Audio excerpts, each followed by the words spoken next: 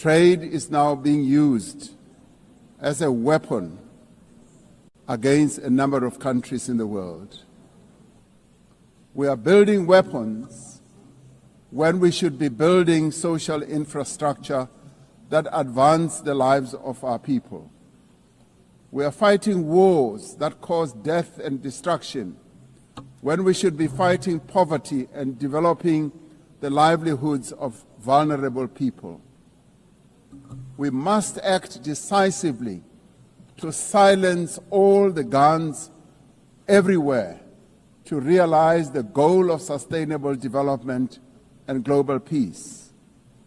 And I do believe that this is an objective that is possible to reach.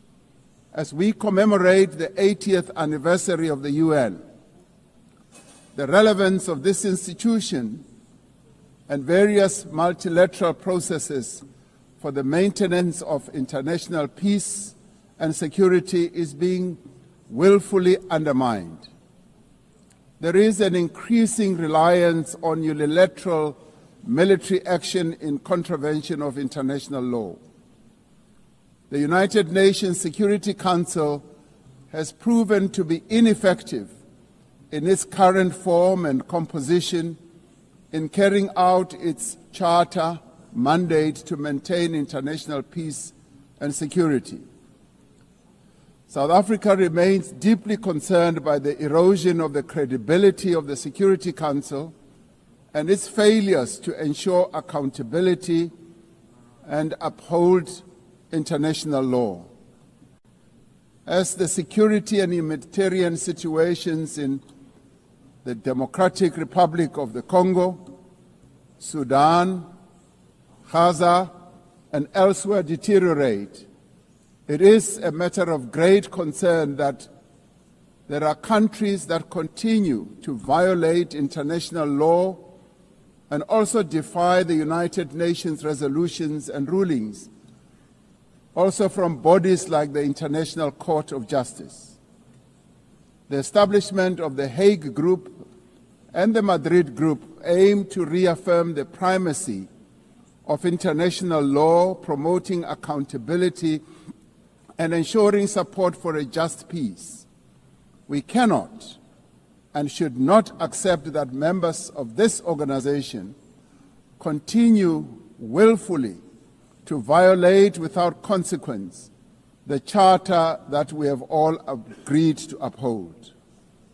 Therefore, as nations that have pledged to uphold the UN Charter, we have the ultimate responsibility to ensure and protect the rights of the Palestinian people to self-determination, consistent with the case that South Africa brought before the International Court of Justice. There is growing global consensus. There is growing global consensus that Israel is committing genocide in Gaza. Just last week, the United Nations Independent International Commission of Inquiry found that Israel is responsible for the commission of genocide in Gaza. As Palestinians continue to face genocide and famine, we have a duty to act.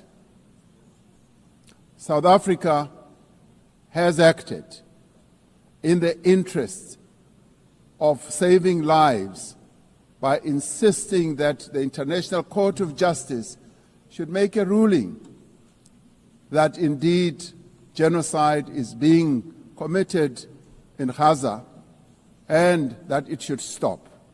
And we stand here to say it must stop.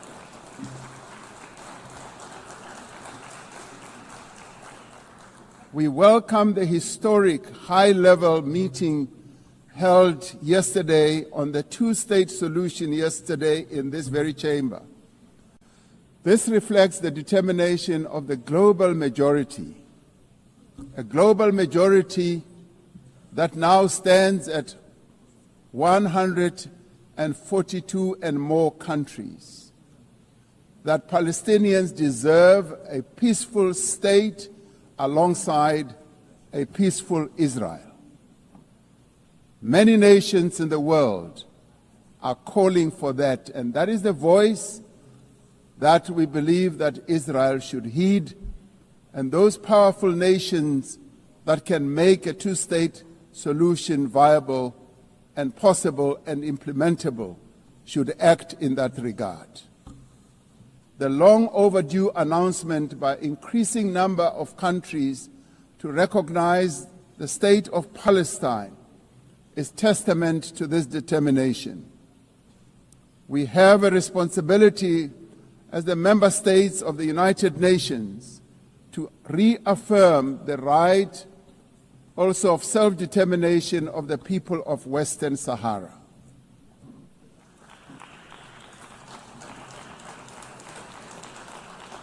The very first resolution of the United Nations General Assembly in January of 1946 called for the elimination of atomic weapons.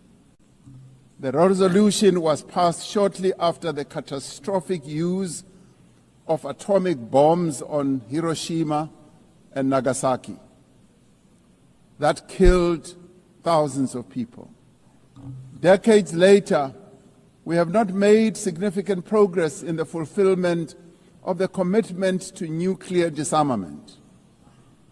In 2026, next year, South Africa will be presiding over the first review conference of the Treaty on the Prohibition of Nuclear Weapons.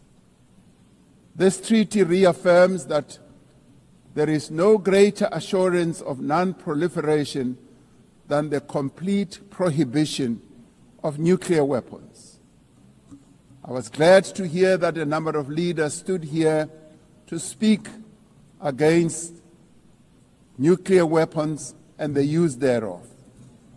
This year we celebrate the 30th anniversary of the Beijing Declaration and Platform for Action as a roadmap for the achievement of gender equality, the empowerment of the women and girls of the world. South Africa reaffirms its unwavering commitment to the empowerment of women and their full, equal, and meaningful participation in all spheres of life. Yes, we would support also the election of a female Secretary General of the United Nations. The Beijing conference milestone reminds us of our shared responsibility to advance human rights, dignity, and justice for all. We are all equal, men and women, and there is no reason that we continue to hold the women of the world backwards. The right to development must be central to the policies and operational activities of the United Nations and its specialized agencies, programs, as well as funds. It must be at the core of the policies and strategies of the international financial and multilateral trading systems. As we celebrate 80 years of the United Nations, we must seize the opportunity to build a better United Nations for the next 80 years. What is needed now is a stronger and more capable United Nations, a United Nations that is based on the renewed commitment to its founding principles. We must invigorate the negotiations on the Security Council reform at the intergovernmental negotiations in the General Assembly, including by initiating text-based negotiations. The Security Council must be accountable.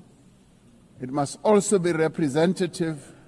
It must be democratic and effective in executing its mandate. We can no longer accept that a large portion of the world's population is not represented in the United Nations Security Council. My own continent, Africa, home to 1.4 billion people, as well as South America, are not represented in the United Nations Security Council. This is unjust, this is unacceptable, and it must end. We want representation in the Security Council. We look forward to working with the Secretary General on the UN 80 initiative to ensure that our organization works more effectively and efficiently. Mandates given by member states must be implemented, and the necessary structural changes and program realignment must be implemented across the UN system. In the face of the decrease in funding to the United Nations to fulfill its mandate, the UN 80 initiative is important to maintain the integrity of the multilateral system and to uphold international law. Lastly, I am reminded that our collective membership of the United Nations is our shared humanity in action. The United Nations at 80 compels us to reflect on our collective achievements and to chart a way forward, building an organization that is able to address our common challenges. We must rise to the occasion and do our utmost together to ensure the political, economic, and social freedom of all humanity. We must reaffirm that freedom is indivisible and that the denial of the rights of one person diminishes the freedom of all of us.